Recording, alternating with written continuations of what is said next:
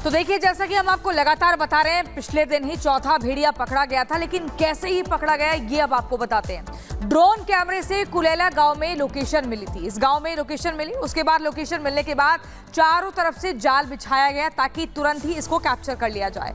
शोर मचाकर, पटाखा फोड़कर जाल की तरफ खदेड़ा गया चौथे भेड़िए को, और उसके बाद वन विभाग की टीम को सफलता मिली। लेकिन जाल में फंसने के बाद भेड़िए को पकड़ लिया गया और उसके बाद इसको पिंजरे में पहुंचा दिया गया। फंसने के बाद भेड़िए के भागने की काफी इसने कोशिश की और छटपटा भी रहा था। ट्रैंकुलाइज करके बेहोश करने के बाद इसे कैद किया गया। ट्रैंकुलाइज करना मतलब जो इसकी छटपटाहट है उसको शांत किया गया, इसको थोड़ा सा बेहोश किया गया, पूरी तरह से नहीं, और उसके बाद इसको आपको बता दें पिंजरे में कैद कर वन विभाग की टीम ले गई। लेकिन अभी और भी भेड़िए हैं जो लगातार 34 से ज्यादा गांव में भटक रहे हैं, उनको भी पकड़ने की कोशिश दिन और रात लगातार चल रही है। बिल्कुल, और आप विस्तार से बता रहे थे कि कैसे अभी यहाँ पर फिलहाल अभियान चलाया जा रहा है। लेकिन मीनाक्षी हमारे साथ ग्राउंड से जुड़ी हुई है। मीनाक्षी, 4 भेड़िए पकड़े गए हैं, लेकिन 3 और भेड़िए बताए जा रहे हैं। हालांकि गांव वाले कह रहे हैं कि और ज्यादा है। अभी वन विभाग की टीम कैसे लगातार यहाँ पर कोशिश कर रही है ड्रोन की मदद से, और भी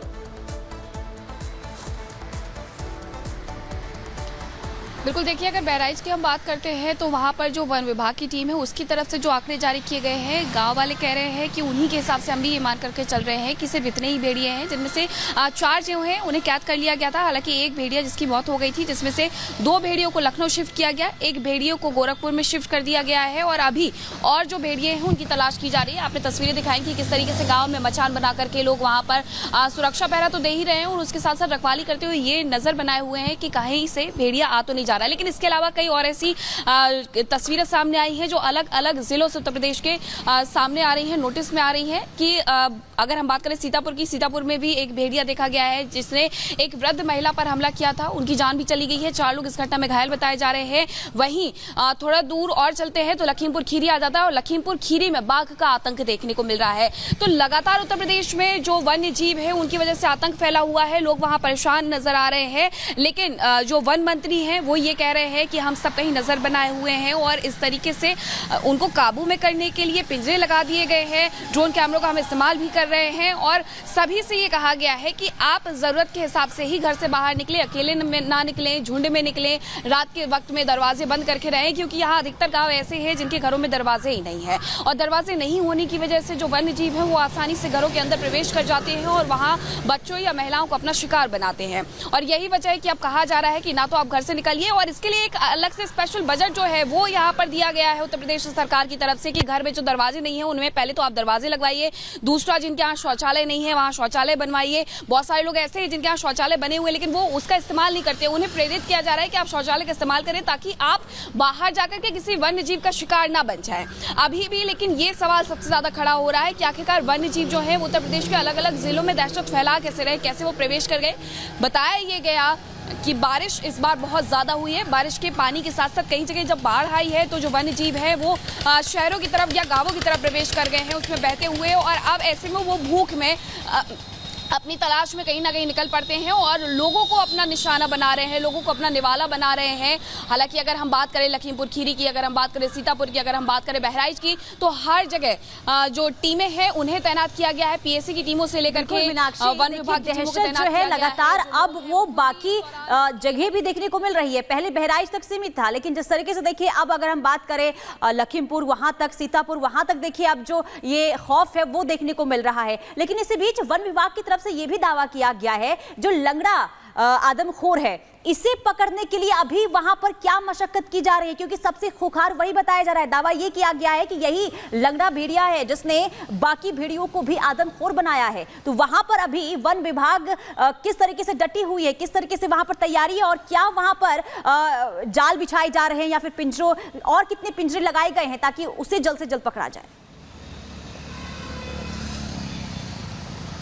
देखिए पुनीता, बिल्कुल, क्योंकि इसके बारे में कल हमने विधायक हैं उनसे बात भी की थी और उनका कहना था कि जो लंगड़ा भेड़िया है उसे सबसे ज्यादा खूंखार इसलिए भी माना जा रहा है कि शायद उसी के साथ कोई ऐसी घटना हुई है, अप्रिय घटना हुई है, जिसकी वजह से उसने जो अपने बाकी जो साथी हैं, क्योंकि भेड़ियों की प्रवृत्ति होती है वो ग्रुप में रहना पसंद करते हैं, अपने परिवार वालों के साथ रहना पसंद करते हैं, और ऐसे में जब उसके साथ कोई घटना घटित हुई है तो उन्होंने गाँव की तरफ रुख करना शुरू किया। ये वहाँ के लोगों में सिर्फ कहानी प्रचलित ही नहीं है बल्कि जो विधायक उनका भी यही मानना था कि जो भेड़िया लंगड़ा भेड़िया है उसी ने बाकी भेड़ियों को खूंखार बनाया है और उसे ही पकड़ना सबसे बड़ी चुनौती बन रखा है। देखा कई बार गया लेकिन पकड़ में वो फिर भी नहीं आया है। और कल जब एक और भेड़िए को कैद किया गया था, माना यह जा रहा था कि अब बाकी जो 2 बचे हुए भेड़िए हैं वो ज्यादा खूंखार हो जाएंगे, क्योंकि उनकी फैमिली का एक सदस्य है जिससे हमने कैद किया है। और ऐसे में हमें अब ज्यादा सतर्क रहने की आवश्यकता है।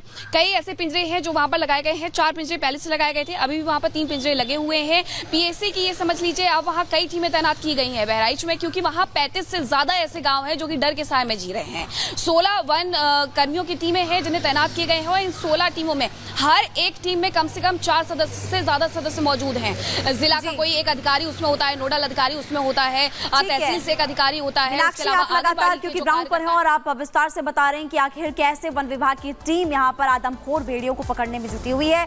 देखिए, वन विभाग की टीम की तरफ से आदमखोर भेड़ियों को लेकर एक बड़ा खुलासा किया गया। वन विभाग के मुताबिक खूंखार भेड़िए के झुंड में सबसे ज्यादा खतरनाक एक लंगड़ा भेड़िया है, जिसके मुंह में सबसे पहले इंसानी खून लगा। कहा जा रहा है कि लंगड़े भेड़िए ही झुंड का सरदार है और उसी ने अपने साथी भेड़ियों को आदमखोर बना दिया। हालांकि लंगड़े आदमखोर को पकड़ने के लिए जाल और पिंजरा तैयार है। माना यह भी जा रहा है कि जल्द ही आदमखोर को पकड़ा जाएगा, इस सरदार को पकड़ा जाएगा। इस पर रिपोर्ट को देखिए।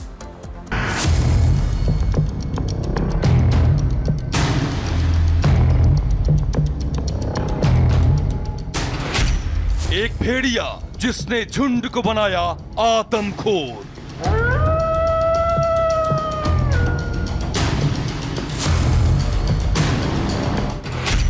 लंगड़ा भेड़िया निकला आदमखोर झुंड का सरदार।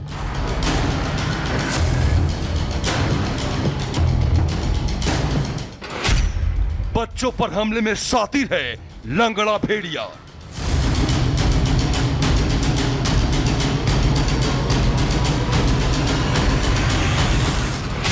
पिंजरा तैयार, लंगड़े भेड़िए का इंतजार।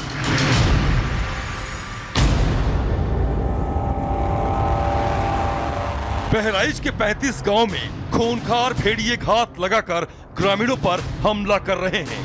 आदमखोर भेड़ियों के निशाने पर सबसे ज्यादा गांव के मासूम बच्चे हैं, क्योंकि मासूम बच्चों का शिकार करने में आदमखोर भेड़ियों को आसानी होती है।